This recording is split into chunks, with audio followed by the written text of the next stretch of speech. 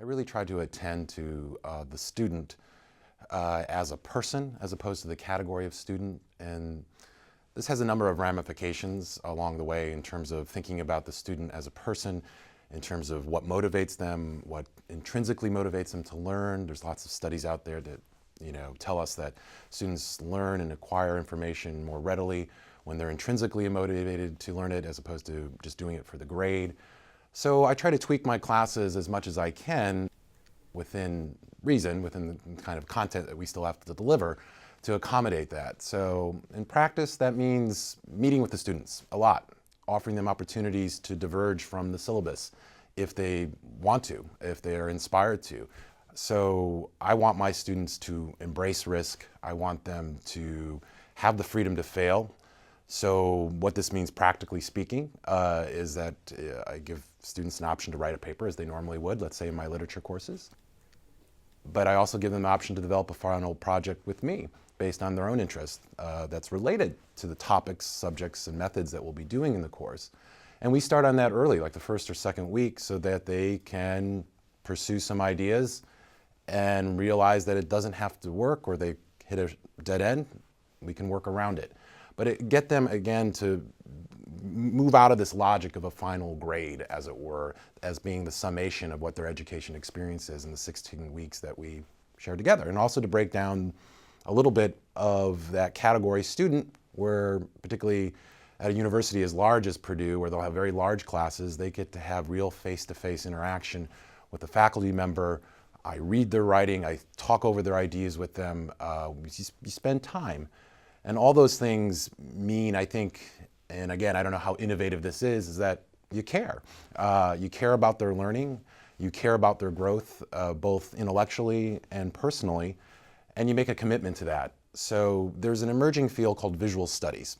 And visual studies is a multidisciplinary approach to basic questions, such as what is an image? How does it mean? What is vision? How do the different disciplines across both the humanities and the sciences, what are the answers that they have for these questions? So in my visual studies courses, and I'm, to the best of my knowledge, the first professor here at Purdue to teach them at the undergraduate and graduate level, allows students an opportunity to think about these questions and to see the full range of answers that are offered. And it also breaks them out of their very highly specialized, at times technical approaches to thinking about these problems. So there's a diversity of thinking, in other words, and critical thinking that goes on in these courses. I find this to be of the utmost importance today. We already know that 90% of the information that comes into our brains is visual. We know that images are processed 60,000 times faster than text by the brain. We know that 1 out of every 10 photos ever taken in human history has been taken in the last 12 months. Think about that. 10% of all the photographs have been taken in the last year. But most students that come into Purdue don't even have the most basic knowledge of the images that come to constitute their lives, how they communicate with each other, and even their own senses of identity.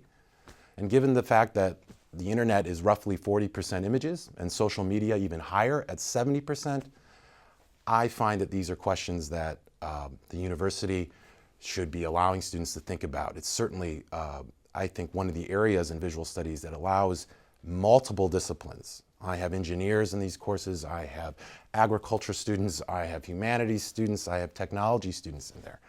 So it allows a chance, again, to not only in terms of content, but in terms of the students themselves to exchange ideas and how they think differently about data, and how they think differently in solving problems. And I think that's a really healthy learning environment for the students to participate in. One of the things I always tell my students within the first 2 weeks of class is I'm not here to be their friend. I'm more like a coach, as it were, and will push you as far as you want to be pushed, but you have to push back. You have to take ownership of your education. You have to take initiative in it, and you have to tell me what motivates you, what will get you to spend the extra, 2 to 3 hours on a project, as opposed to the obligatory fashion or obligatory relationship that a lot of students have with writing papers and doing assignments because they know they need to do them or they're required to do them in order to pass the class.